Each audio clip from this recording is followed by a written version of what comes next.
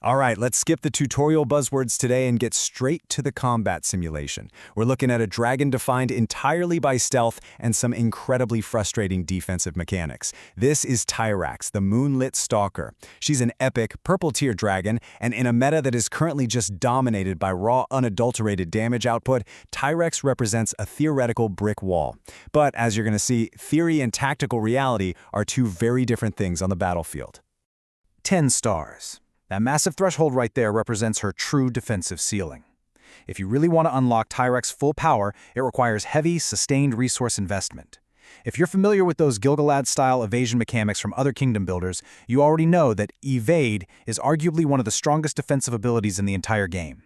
But to actually reach that battlefield warping level of damage mitigation, you are committing to a serious, long-term, 10-star grind. Okay, let's dive into this raw data mine. We're stripping away the lore to focus strictly on the combat mechanics, mapping out her core defensive kit and debuff triggers. First up is her core survival tool, Evade. Basically, this mechanic causes each instance of damage against the target to have a chance to be completely ignored. So when her Veil Flame command triggers, she doesn't just deal damage, she applies Evade for a set number of rounds. What does that mean for the enemy?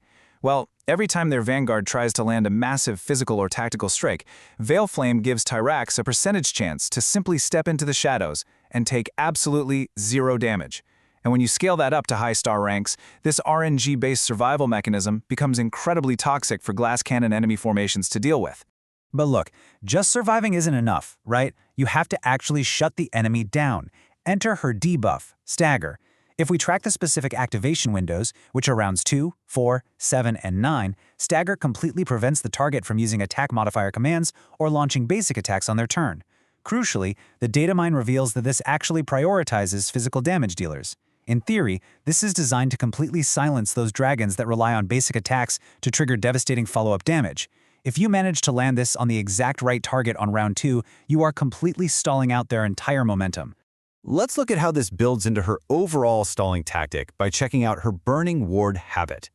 On the even rounds, 2, 4, 6, and 8, she actually has a chance to reduce the physical damage received by her allies. So not only is she evading damage herself and attempting to stagger the enemy's physical attackers, but she's also throwing up a physical damage mitigation shield on those exact same rounds. You can see the synergy here, right? She is built from the ground up to absolutely stall out enemy front lines that rely on physical, basic attack-driven pressure. Now, we have to pivot sharply to the mathematical friction of actually deploying her, because that kit, it looks flawless on paper. It looks like a perfect counter to the current meta. But what actually happens when theoretical defensive mechanics collide with the real-world dominance of attack-triggered giants like Venador and Callspire? Those two are the absolute gold standards for damage right now.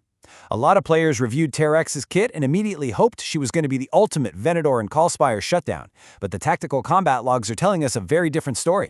And this brilliantly illustrates the first major flaw in that plan. Just comparing their base stats exposes a really harsh reality. Tairax is an epic, purple-tier dragon. Venator and Callspire are legendary, gold-tier dragons. And because of that rarity difference alone, Tairax has a significantly lower base initiative. What does that actually mean on the battlefield? It means the gold dragons are almost always going to attack before she can apply her stagger to them. You're effectively losing 1 out of the 2 turns of the stagger effect simply because she's just too slow to apply it before the enemy has already swung their sword. Unless you are running incredibly specific initiative-boosting synergies, the math is just working against you. And honestly, it gets worse when we dissect the cold math of her stagger targeting. So stagger targets any lane. That gives you, at best, a 38% chance of activating it where you actually need it. Then, you need it to isolate and land correctly on 1 out of the 3 specific enemy dragons in that lane, meaning you only have a 1 in 3 chance for target isolation. You multiply those probabilities, and your chance of landing a true meta stagger on the exact target you want to shut down, like a Venator, is effectively 12.5%. That's literally 1 in 8 odds. It relies on heavy RNG, it is a gamble, it is not a reliable hard counter shutdown. Beyond the combat RNG, there's another massive strategic drawback exposed right here in the data mine, and that's her march speed. Tairax shares the exact same crippling designation as Rysarion, a very slow march speed. Standard gold dragons operate on a fast march, so for top alliance commanders who are orchestrating these tightly timed, coordinated strikes across the map, having a dragon that moves like molasses creates critical friction. It throws off your rally timings and gives the enemy precious extra seconds to reinforce a choke point. So the crucial point is this. Tairax is not a plug-and-play meta killer. She is a highly specialized tool. Let's look at the practical, battle-tested PvP deployments that actually mitigate her inherent RNG flaws and leverage her strengths. Here's how you build a highly effective stalling core on the map. First, you gotta deploy her with a shield bearer frontline. You want to drag the fight out as long as humanly possible to let Evade and Burning Ward do their work.